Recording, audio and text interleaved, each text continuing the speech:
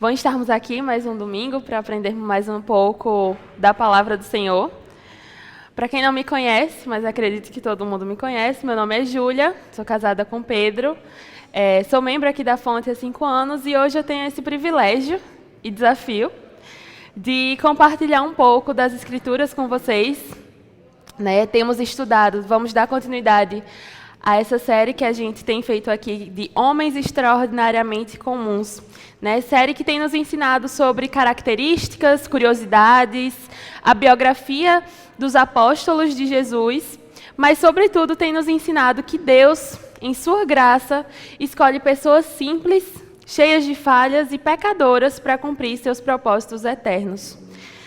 Para isso, nós temos usado o livro 12 Homens Extraordinariamente Comuns, de John MacArthur. E, para darmos início à nossa aula, eu pensei em fazer uma breve revisão de quem nós já estudamos até aqui. E, para isso, eu vou usar o texto de Marcos 3, de 16 a 19, que é a listagem dos 12. Bem, vamos lembrar rapidamente de quem nós já estudamos. Em Marcos 3, 16 a 19, nós lemos: esses são os 12 que ele escolheu: Simão, a quem deu o nome de Pedro, Tiago, filho de Zebedeu, e João, seu irmão, aos quais deu o nome de Boanerges, que significa filhos do trovão. Vocês não estavam vendo em nenhum momento os slides, não?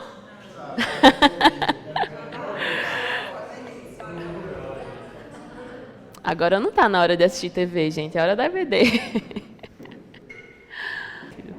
Tá, agora sim. Então vamos lá para a listagem dos apóstolos, de Marcos 3, 16 a 19, que diz assim, vocês podem acompanhar. Esses são os 12 que ele escolheu: Simão, a quem deu o nome de Pedro, Tiago, filho de Zebedeu, e João, seu irmão, aos quais deu o nome de Boanerges, que significa filhos do trovão. André, Filipe, Bartolomeu, Mateus, Tomé, Tiago, filho de Alfeu, Tadeu, Simão o Zelote e Judas Iscariotes, que o traiu. Dentre esses, nós já estudamos os que estão aí sublinhados. Pedro, o apóstolo impossível, foi o primeiro que a gente estudou. Depois estudamos, não sei se está na ordem certa das aulas, mas vou trazendo, tá? André, o homem das pequenas coisas, que o irmão Kécio deu essa aula. Tiago, o apóstolo fervoroso. João, o do amor.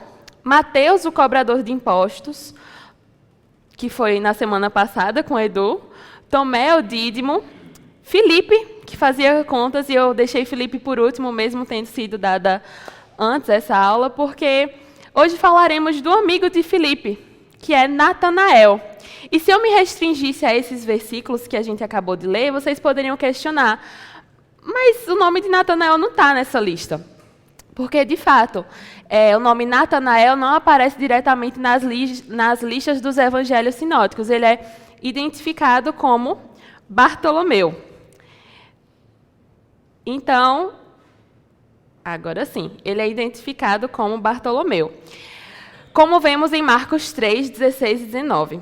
Algo curioso é que o nome de Filipe, como a gente viu, o apóstolo qual nosso irmão Kécio deu aula, aparece justamente junto ao de Bartolomeu, que reforça essa conexão entre os dois, o que nós vamos explorar logo mais. E é por meio de Filipe que Natanael vem a encontrar Jesus.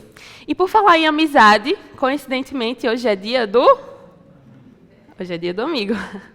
Nesse domingo a gente celebra o dia da amizade, o dia do amigo, e que presente é a gente poder ver como Deus usou uma amizade verdadeira entre esses dois para conduzir um coração sincero até Cristo. Ontem, no nosso encontro com os Adolas, a gente falou sobre amizade e a importância de sermos bons amigos, os valores de uma boa amizade.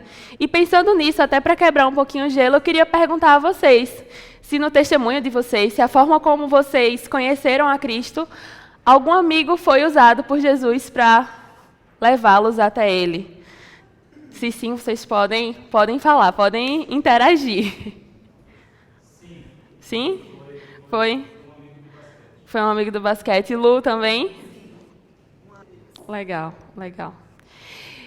Então, a gente vê isso na história que vamos aprender um pouco mais hoje do apóstolo Natanael, e também nas nossas vidas. É algo comum, é algo que realmente Deus usa as nossas amizades para nos aproximar dele. Bem, antes da gente começar realmente a entrar no assunto, queria orar com vocês.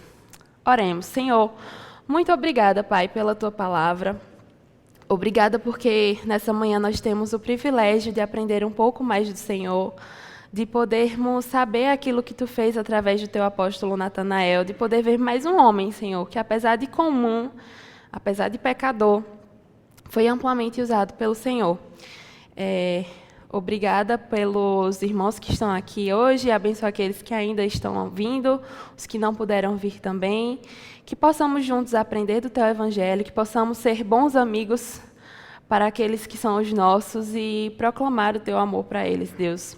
Nos abençoa, que eu possa ser fiel às Escrituras e poder passar com clareza aos meus irmãos aquilo que o Senhor nos mostrou nas Escrituras. É por isso que eu oro, em nome de Jesus. Amém. Bem, vamos começar falando sobre algumas características importantes de Natanael, como, por exemplo, o nome, né? Que a gente já viu que Bartolomeu em algumas passagens e Natanael em outras. Então, o nome Natanael significa Deus deu. Já Bartolomeu, como é listado nos evangelhos sinóticos, é um nome patronímico, que quer dizer filho de Tomai. Então, Bartomai. Me corrijam os experts se eu estiver errada, mas esse Bar é como se fosse filho de... E era muito comum que as figuras bíblicas tenham tanto o nome próprio, quanto o nome que indique a sua linhagem, ou então a sua família. Isso explica porque ele aparece como Bartolomeu na listagem dos evangelhos sinóticos, e como Natanael e João. Mas a tradição entende que Natanael e Bartolomeu são, de fato, a mesma pessoa. E com relação às passagens que ele aparece na Bíblia, né, que esse nome vem aparecer para a gente, não são muitas as passagens. Quando eu comecei a estudar aquele livro que eu mostrei no começo para vocês, eu disse, nossa, como é que a gente vai tirar conteúdo daqui se só temos pouquíssimos versículos que aparece o Natanael ou Bartolomeu? Então, nós temos, né, nos evangelhos sinóticos, em Mateus 10:3, Marcos 3:18 e Lucas 6:14, a listagem dos 12, que aparece como Bartolomeu, geralmente junto ao nome de Filipe, o que dá essa indicação, né, da relação do nome Natanael e Bartolomeu. Já em João, ele aparece 2 vezes, e é realmente onde ele mais vai aparecer, que é João 1, de 45 a 51, que fala do seu chamado e encontro com Jesus, e João 21:2, que já é após a ressurreição e Natanael está presente com os outros discípulos. Hoje, o nosso estudo aqui vai focar principalmente nesse chamado para ser discípulo. Nós vamos ler juntos João 1, de 45 a 51. Se você trouxe a sua Bíblia, eu peço que abra, por favor. Nós vamos ler esse texto e, ao longo do nosso estudo, nós vamos entendendo algumas características. Esse texto vai trazer justamente isso, o chamado de Natanael para ser discípulo. Quem achar primeiro, fica à vontade para ler. João 1, de 45 a 51. Obrigada, Dani. Então, nessa passagem, a gente vê esse primeiro encontro, e eu não sei vocês, mas o que mais me chama a atenção e o que muitas vezes é evidenciado em todo esse trecho é a ousadia, né? Essa pergunta que Natanael faz, né? Pode vir alguma coisa boa de Nazaré? Né, que expressa um certo desdém com a cidade que Jesus vinha. Até na aula, né, sobre Filipe, Kécio trouxe um pouco disso, né, que quando Filipe vai lá chamar Natanael, ele responde dessa forma. Porém, o que veremos hoje na nossa aula vai muito além desse momento de dúvida. Esse breve trecho que nós acabamos de ler nos revelará os traços sobre o caráter de Natanael, a sua caminhada espiritual e, principalmente, como Cristo o enxergou. Então, na nossa aula, a nossa missão será adentrar nesse trecho, né, de João 1, que acabamos de ler, e conhecermos 4 principais traços do caráter de Natanael, né? Seu amor pelas Escrituras, os seus preconceitos, os preconceitos que ele carregava, a sua sinceridade de coração e sua fé desejosa. Então, que possamos aprender juntos essa forma como Jesus olhou para Natanael e tirar lições valiosas também para a nossa vida. Então, vamos para o primeiro traço de caráter de Natanael que a gente vê nesse trecho, que é o amor pelas Escrituras. Então, voltando lá para o versículo 45, que diz assim: Filipe encontrou Natanael e lhe disse: Achamos aquele sobre quem Moisés escreveu na lei, e a respeito de quem os profetas também escreveram. Essa fala nos aponta que tanto Filipe quanto Natanael eram estudiosos do Antigo Testamento, eram estudiosos das Escrituras. Filipe não chegou para Natanael falando algo do tipo: olha, vamos lá que eu vou te levar num cara que faz milagres. Ou então, vem cá comigo porque chegou alguém que vai multiplicar as bênçãos na sua vida. Não. Filipe falou para Natanael realmente sobre as Escrituras, algo que eles já estudavam juntos, né? Então, naquela época, os israelitas eles eram instruídos desde a infância nas Escrituras, frequentando as sinagogas, as escolas rabínicas, onde o estudo contínuo da lei e dos profetas fazia parte dessa formação religiosa e social. O conhecimento das Escrituras era fundamental para a identidade do povo de Deus. E essa expectativa pela vinda do Messias estava profundamente enraizada no ensino, né? E ainda sobre Filipe e Natanael, existe essa indicação de que eles faziam isso juntos, eles estudavam juntos as Escrituras e provavelmente tinham ido também ao deserto ouvir João Batista, né? Como bons israelitas, eles tinham verdadeira expectativa pela chegada do Messias. E mais uma vez, a verdade das Escrituras era importante para Natanael. Ele conhecia e guardava a palavra e nutria sincera esperança no cumprimento das promessas. E algo interessante quando a gente lê esse texto, e até já pensando nos apóstolos que nós já estudamos, como vimos em outras aulas, de certa forma, todos ali estavam buscando esse Messias, estavam desejosos, estavam na expectativa da chegada de Cristo, do Messias que eles sabiam que estava para chegar. E nós sabemos bem que essa busca, né, esse desejo, não vem de nós mesmos, mas é fruto da ação do Espírito Santo em nossos corações. Como Jesus fala em João 6, 44, ninguém pode vir a mim se o Pai que me enviou não o atrair. Então, a gente percebe que quando Jesus chama, a disposição da maioria deles é: tá bom, eu vou. Quando Jesus chamou Mateus, por exemplo, vem, me segue, Mateus vai. Claro que eles estavam ali vendo ou ouvindo falar sobre Jesus, mas o Espírito Santo também já tinha agido naqueles corações e colocado essa disposição de ir e segui-lo. E mais uma vez, essa dedicação às Escrituras nos ensina algo, né? O conhecimento bíblico não é apenas informativo, mas formativo, e essa é uma diferença importante. A dedicação às Escrituras forma o coração, a mente, a disposição para reconhecer Cristo. E aqui nós vemos uma diferença clara entre os discípulos e os fariseus daquela época. Enquanto os discípulos demonstraram genuíno interesse em saber do Messias, os fariseus daquela época viviam na hipocrisia. Porque apesar de terem conhecimentos religiosos, terem a informação, as aparências, as tradições eram maiores do que o desejo de conhecer o Messias verdadeiro. E Natanael reconheceu Cristo, né, a gente vai ver em seguida, como lemos, porque havia estudado as Escrituras com diligência. Né? E qual o impacto disso para nós hoje? Né, estudar a Bíblia com seriedade nos prepara para ouvir e reconhecer a verdade de Deus. Então, hoje, quando nós ouvimos falar sobre as Escrituras, é importante que a gente tenha um bom conhecimento, porque a gente ouve de vários locais.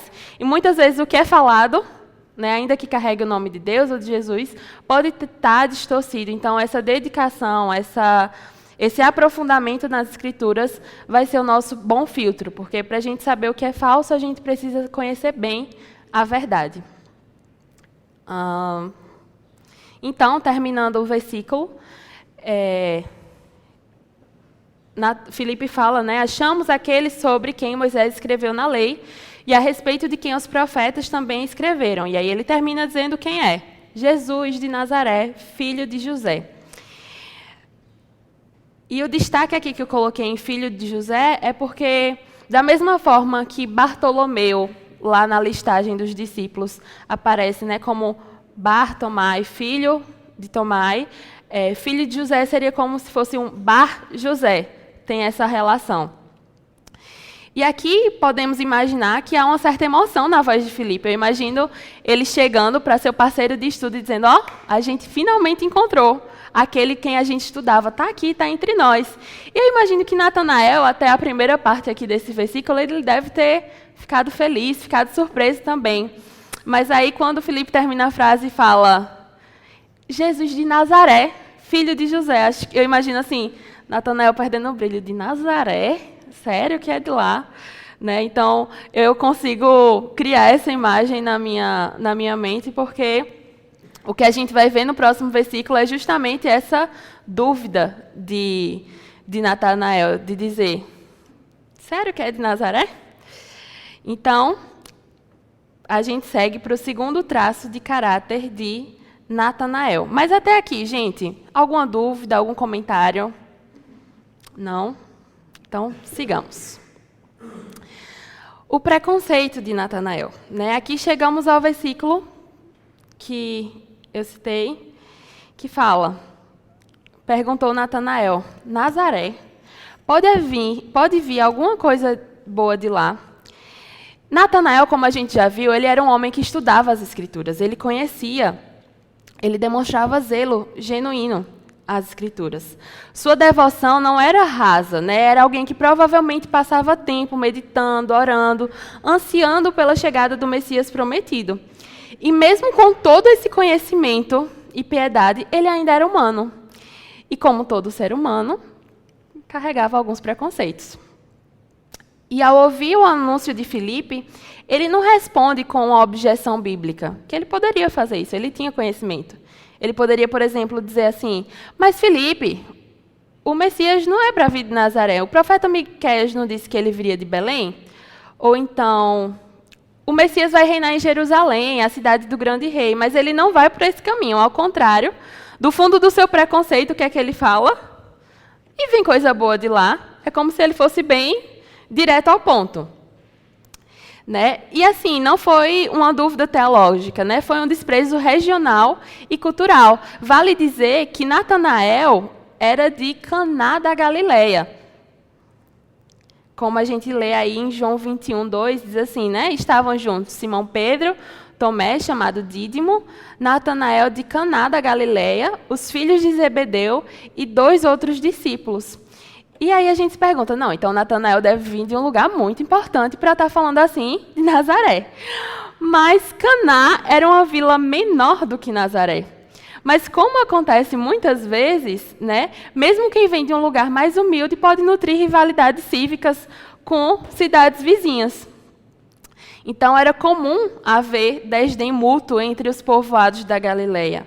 Portanto, menos sendo Caná menos expressiva do que Nazaré, Natanael apenas repetia um sentimento coletivo da região, né, o desprezo dos galileus pelos nazarenos.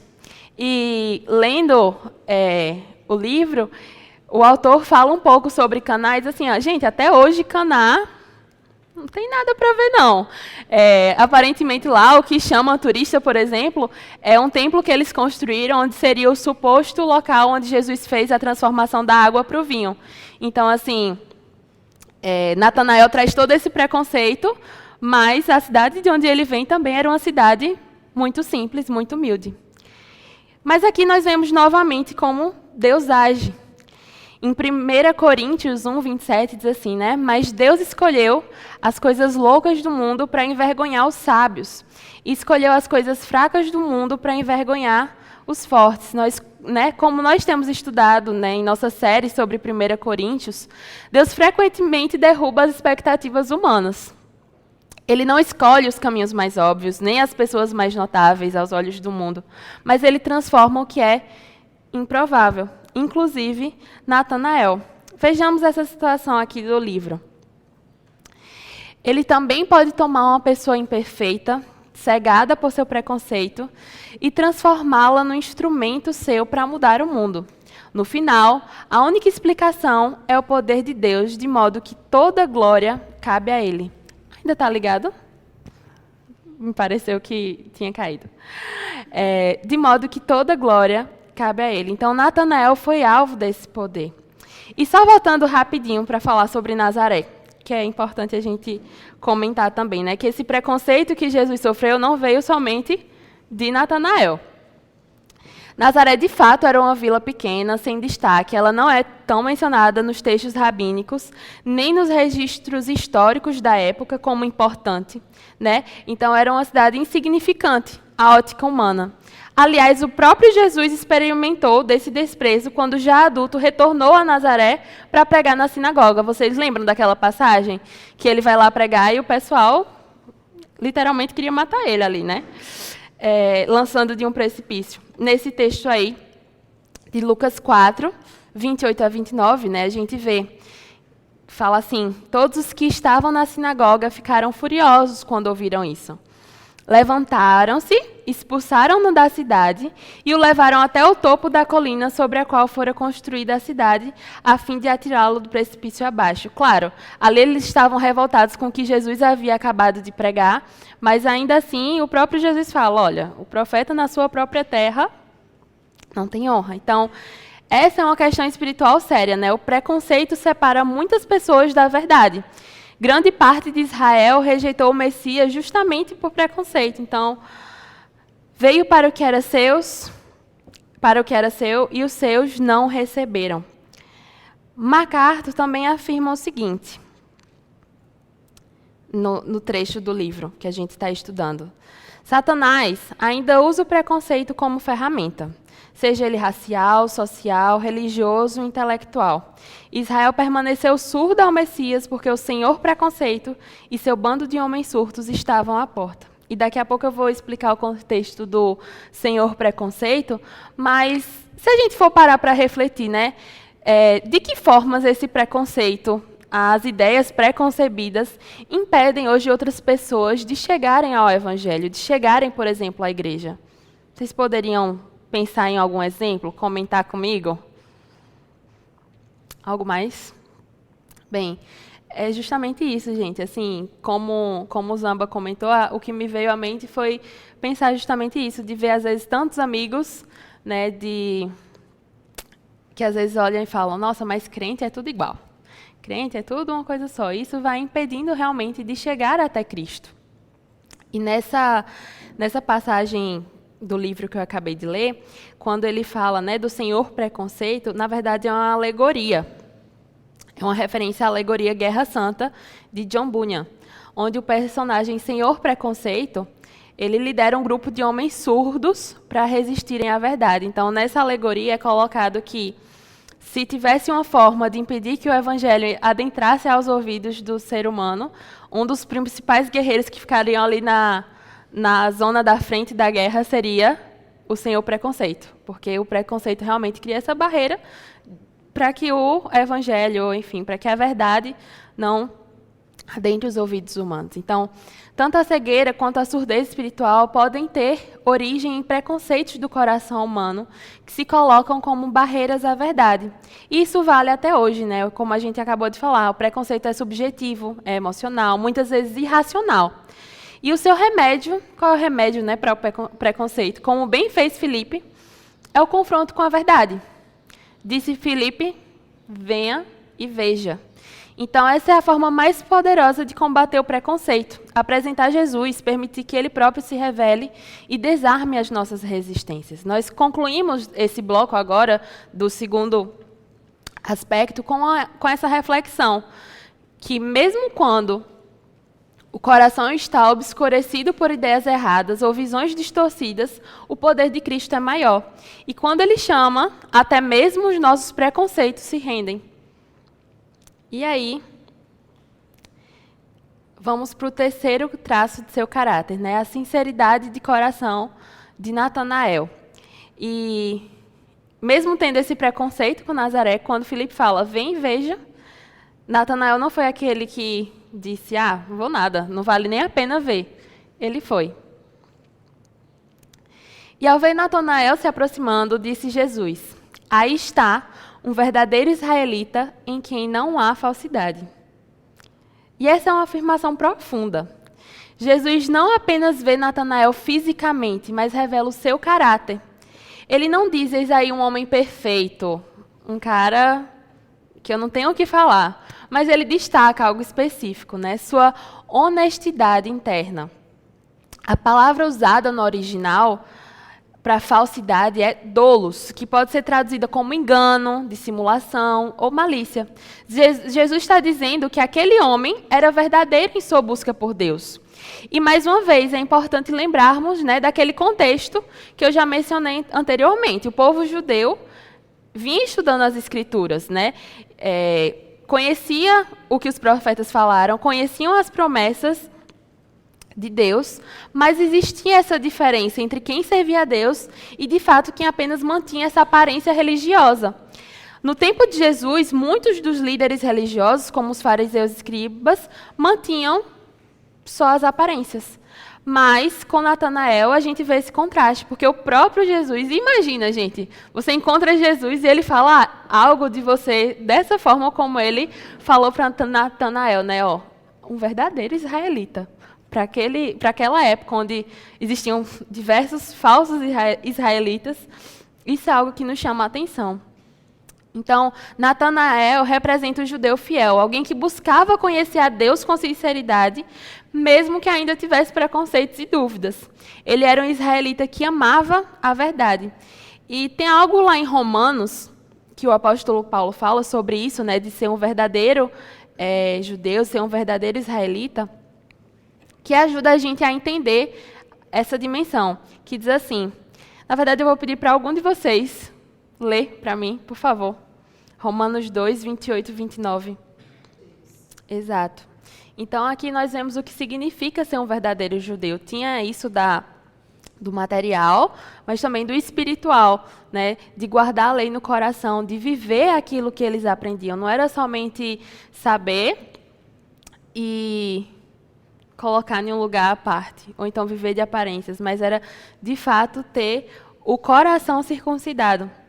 Então, é essa a primeira coisa que Jesus fala sobre Natanael, né? Que ele era um verdadeiro israelita, que ele era um verdadeiro judeu. E a forma como ele responde a isso nos leva ao nosso quarto e último traço de caráter, né? Que podemos observar nesse trecho. Então, o quarto traço de caráter que nós vamos ver hoje sobre Natanael é sua fé desejosa. Então, até aqui nós vimos que Natanael era alguém que amava as Escrituras, mas também teve de lidar com seus preconceitos. E se destacou, pela fala de Jesus, por sua integridade de coração. E agora vemos também que ele era alguém que ansiava pelo Messias e respondeu com profundidade ao seu chamado. Apesar de ser esse homem sincero, Natanael ainda estava em processo. Ele foi o mesmo, né, que instantes atrás perguntou, pode vir alguma coisa boa de Nazaré? E essa dúvida demonstrava que, mesmo sendo um estudante das Escrituras, era alguém fiel em sua devoção, mas ainda trazia limitações e suposições humanas. E eu vejo muito isso também em nós, não é? Quando a gente estuda com profundidade as Escrituras, mas às vezes nos vemos nos perguntando, questionando algumas coisas. Será que é verdade mesmo? Ou então, eu sei que isso é verdade, mas essa verdade ainda não adentrou no meu coração. Não tenho conseguido viver essa verdade. Então, a imagem que ele tinha do Messias talvez fosse muito mais associada a Jerusalém, a Belém. E isso era algo geral, né? De esperarem um rei, de esperar um guerreiro que ia libertá-los dos romanos, né? Mas, ao se encontrar com Jesus, ocorre algo surpreendente. Ele tinha acabado de falar, vem coisa boa de Nazaré. E quando ele chega até Jesus, Jesus diz, olha aí, um verdadeiro israelita. Então, ele deve ter pensado, como assim? De onde é que ele me conhece? De onde é que esse homem de Nazaré me conhece? Então, perguntou-lhe Natanael, de onde me conhece? E respondeu Jesus, antes de Filipe te chamar, eu te vi quando estava debaixo da figueira. essa pergunta de Natanael, né, de onde me conhece, revela esse momento de espanto, né, de comoção. E ele percebe que está diante de alguém que vê além do físico, além do visível. E a resposta de Jesus é decisiva. Ele o viu debaixo da figueira. Mas o que isso significa? Será que até chegar a esse lugar, quando Jesus estava passando assim, viu uma figueira e Natanael estava lá sentado? Não é exatamente isso. Naquele tempo, né, a figueira era um lugar de descanso, de sombra, de reflexão. Então, imagina que as casas, naquela época, não tinham a estrutura que as casas de hoje têm, não tinham uma boa acústica. Então, para você sentar, orar, meditar, às vezes, dentro de casa, você não ia conseguir fazer isso com tanta tranquilidade. Quando eu pensei nessa imagem, eu lembrei da família de Edu, né? De Edu, Denise, que gostam de ir ali para o Capuchu, às vezes pegar uma sombra para ler um livro. Eu imagino que era mais ou menos isso que eles faziam, né? Ao ir para a figueira. Então, quando Jesus fala que viu Natanael debaixo da figueira, não apenas viu o corpo de Natanael ali, não viu necessariamente, mas viu o seu coração e sabia o que ele fazia ali, conhecia a sua entrega sincera.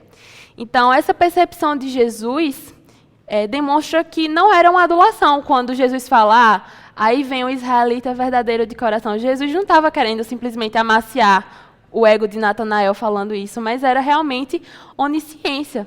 E Natanael entendeu isso com clareza. Ele sabia que Jesus não estava fisicamente presente ali, mas mesmo assim o viu, e isso bastou para convencê-lo. Até dando uma olhada na série The Chosen, não sei quem já assistiu, eu fui ver que tem essa cena lá, né, do encontro.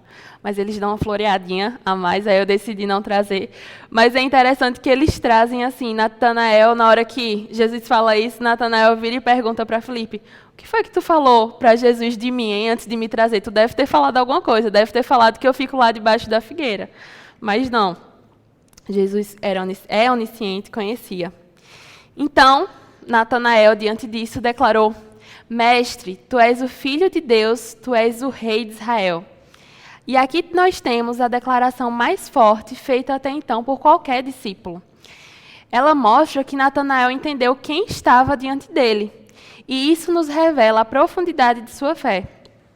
Enquanto Filipe, o seu amigo que levou ele até Jesus, só compreenderia essa verdade plenamente mais adiante, Cassie também pontuou, né, que Jesus vem a provar essa fé de Filipe. Natanael a reconheceu já no primeiro encontro com Jesus.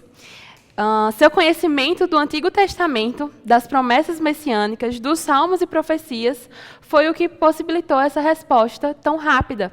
Ele sabia, pelo que ele estudou, ele sabia com quem ele estava ali falando. E algo interessante, vou só pontuar aqui, é que o livro de João, ele se propõe, o Evangelho de João se propõe em falar sobre Jesus sendo o Filho de Deus, sendo o próprio Deus. Então, cabe muito bem, logo no primeiro capítulo, essa declaração, onde Natanael tem esse estalo, né? Ele percebe, né, que ele é o Filho de Deus, que Jesus é o Filho de Deus, o Rei de Israel. E Natanael pode ter se lembrado de textos como Salmo 2, que mostra o Messias como Filho de Deus, Zacarias 9:9, Miqueias 5:2, que falam do Messias como o Rei de Israel, Sofonias 3:15, que fala sobre o Rei de Israel, né, que o Senhor está no meio de ti. E só abrindo aqui um parêntese, né, aqui nós vemos com clareza que o Antigo e o Novo Testamento formam uma única história progressiva da redenção. Cristo está presente em toda a narrativa das Escrituras. Então, não tem como a gente dissociar uma coisa da outra, achar que o Antigo Testamento é uma coisa do passado. Não. A revelação é progressiva e a promessa do Messias percorre toda a Bíblia até se cumprir plenamente em Jesus Cristo. Natanael não tinha essa divisão, não tinha esse Novo Testamento, mas então a gente vê que todas as Escrituras contam essa história redentiva, né, redentora. E finalizando, trazendo agora para o que Jesus vem dizer a Natanael, Jesus diz assim, ó, você crê porque eu disse que o vi debaixo da figueira. você verá coisas maiores do que essa. E então acrescentou: digo-lhes a verdade, vocês verão o céu aberto e os anjos de Deus subindo e descendo sobre o Filho do Homem. Então, essa fala de Jesus, ela faz alusão direta ao sonho de Jacó, lá em Gênesis 28, no qual havia uma escada entre o céu e a terra. E agora Jesus diz que ele mesmo é essa escada, ele é esse acesso entre o céu e a terra, ele é esse caminho, ele é essa conexão entre o divino e o terreno. E Natanael realmente veria coisas maiores. Natanael veria milagres, Natanael veria transfiguração, Natanael veria a ressurreição. Mas tudo isso seria apenas a confirmação do que ele já havia crido naquele momento, quando fala que Jesus, de fato, é o Filho de Deus. Ele teve uma fé que a gente pode chamar, talvez, de rápida, né? Mas segura também. E outros discípulos levaram anos para entender o que ele entendeu já nesse primeiro momento. E, gente, não tem tanto o que a gente cavar assim, na história de Natanael, mas é algo realmente simples, algo que está posto ali. Mas eu queria ouvir de vocês, até aqui, quais as lições que a gente consegue tirar para a nossa vida através dessa história? Agora eu quero ouvir vocês. E sobre isso, assim, disso que você falou da sinceridade, né? Eu também acho que, às vezes, a gente tem as nossas dúvidas teológicas sobre aquilo que a gente lê, enfim, e aprende, e às vezes a gente finge que não tem e coloca ali debaixo do tapete, mas eu acho que, assim como Natanael fez, né, de expressar, mas de levar também para o lugar certo, de levar ao Senhor, né, nossas dúvidas, nossas questões. Acho que isso é bem interessante. E muito bom essa pontuação também, Cassie. Eu também nunca tinha parado para olhar com cuidado esse texto e perceber que Natanael teve essa percepção de quem era Cristo ali de primeiro momento. O que mais, gente? Eu também acho muito interessante isso, né, que Jesus poderia ter dado uma bronca em Natanael. Mas ele não faz isso, ele só mostra que realmente é o Cristo. Né? Então, coloca ali por terra qualquer dúvida que poderia restar se realmente viria algo bom de Nazaré, como Natanael perguntou.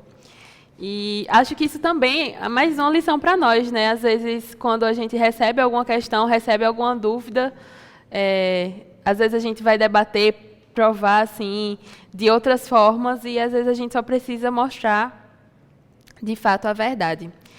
E chegando na nossa conclusão, né? É basicamente isso, gente, que a gente sabe sobre Natanael nas Escrituras. Né? Depois desse encontro com Jesus, a gente vê o nome dele aparecendo novamente em João 21, versículo 2, entre os discípulos, já depois da ressurreição. Então, isso mostra que ele permaneceu fiel durante esse tempo. Os registros, né, da igreja primitiva sugerem que Natanael levou o evangelho à Pérsia, à Índia e até a Armênia, mas assim, isso são registros extra-bíblicos, né?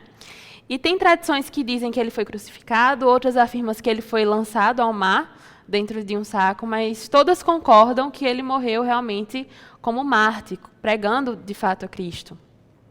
E Natanael nos lembra exatamente isso, a forma como o Sérgio trouxe, né, dessa série, é exatamente isso. Né? O nosso intuito aqui é ver como Deus usa essas pessoas simples do dia a dia de forma extraordinária, né? E nos lembra que Deus não está em busca de celebridade, né? Mas de corações sinceros. Ele não escolhe os mais influentes, até pode escolher, mas os mais populares, nem os de cidade importante. Não existe assim, só vou escolher esses, né? Mas ele escolhe aqueles a quem ele mesmo atrai com o seu espírito. E para finalizar, eu queria trazer essa frase aqui, né?